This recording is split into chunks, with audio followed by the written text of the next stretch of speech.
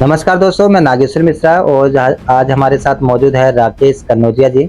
और राकेश कन्नौजिया जी के बारे में जानेंगे कि आखिर इन्हें क्या ज़रूरत आन पड़ी कि ये प्रत्याशी के रूप में खड़े हो रहे हैं और चुनावी में ग्राम प्रधान चुनाव के लिए तैयारी कर रहे हैं। जी नमस्कार।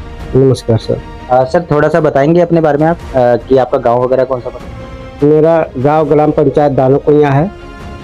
मैं ग्राम पंचायत दानोकुइयां का प्रत्याशी हूं। तो सर ऐसा क्या ज़रूरत पड़ गई कि आपको चुनाव में खड़ा होना पड़ रहा है? देखिए, गांव की जो समस्याएं होती हैं और क्षेत्र की जो समस्याएं होती हैं, उसके लिए मैं लड़ने के लिए हमेशा तैयार रहता हूं। सर मैं ये चीज़ जानूँ कि आपने as a social work ground level पे पब्लिक की मदद क्या अभी तक आपने पहले करी है? मतलब सामाजिक सेवा में आपका पहले से रुझान है? जी सर, गांव का मैटर हो, चाहे क्षेत्र का मैटर हो, कहीं कोई विपत्ति में रहता है तो मैं सबसे पहले पहुंचता हूं। मेरी 4 पहिया वाहन है, मैं अपने वाहन से स्वयं पहले ही पहुंचता हूं, चाहे सड़क पे एक्सीडेंट हो या कोई भी मैटर हो, तो मैं पहले बढ़-चढ़-कर हिस्सा लेता हूं। लेकिन कई मामले ऐसे होते हैं कि लोग पीछे हट जाते हैं कि ये गाँव का मामला है, इसकी सेवा नहीं करनी चाहिए या इस आदमी की हेल्प नहीं करनी चाहिए, वो दूसरी बिरादरी से आता है। ऐसे लोगों को आप किस तरीके से मैं किसी जात विशेष के लिए कार्य नहीं करता हूँ, सबके लिए काम करता हूँ, सब समाज के लिए काम करता हूँ।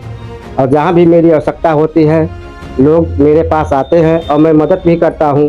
कोई अगर बीमार है तो मैं उसको उसके लिए 1000, 2000, 4000 खर्च भी करता हूँ और अस्पताल में भी लेके जाता हूँ और स्वयं के पैसे से मैं उनका इलाज कराता हूँ। और अगर मैं बात करूँ कि किसी सामाजिक संस्था या किसी राजनीतिक दल से जुड़े हुए हैं आप? मैं बिल्कुल नहीं जुड़ा हूँ किसी राजनीतिक से, मैं व्यक्तिगत मदद करता हूँ। मतलब आपका मतलब व्यवहार ही है कि मुझे समाज की सेवा के लिए आगे आना है।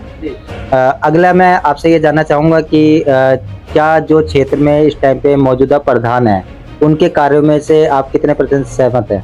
जी, बिल्कुल नहीं सहमत हैं, क्योंकि गाँव के लोग भी नहीं खुश हैं, इसलिए मैं चुनाव मैदान में हूँ, ताकि गाँव की जो भी परेशानियाँ हों, उसके लिए मैं लड़ता रहूँ और गाँव की भलाई के लिए, क्षेत्र के विकास के लिए मैं निरंतर प्रयास करूँगा। और अगर हमें मौका दिया ग्राम सभा वासियों ने, तो मैं हर मामले में खड़ा उतरूँगा और जनता की सेवा में हमेशा तत्पर रहूँगा। तो जैसे कि हमने ये चीज़ नोटिस करी है कि जैसे आप खड़े भी हो रहे हैं चुनावी मैदान में और सामाजिक जो गाँव में समस्याएँ हैं, जो एक आर्थिक हर तरीके से लोगों को ज़रूरत होती है कि गाँव में इस चीज़ों का विकास होना चाहिए, इसमें ये चीज़ है। तो आप अगर आप चुनाव जीत के आते हैं, तो क्या लगता है कि आप उसे पूर्ण तरीके से पूरा कर देंगे? बिल्कुल पूर्ण करेंगे। जनता के सहमत से जो भी समस्याएँ होगी गाँव की, उसके निदान के लिए मैं जी-जान लगा दूँगा। अपने गाँव की जनता से आप क्या संदेश देना चाहेंगे? मैं अपने गाँव के जनता को यही संदेश देना चाहता हूँ कि इस बार मुझे मौका दीजिए।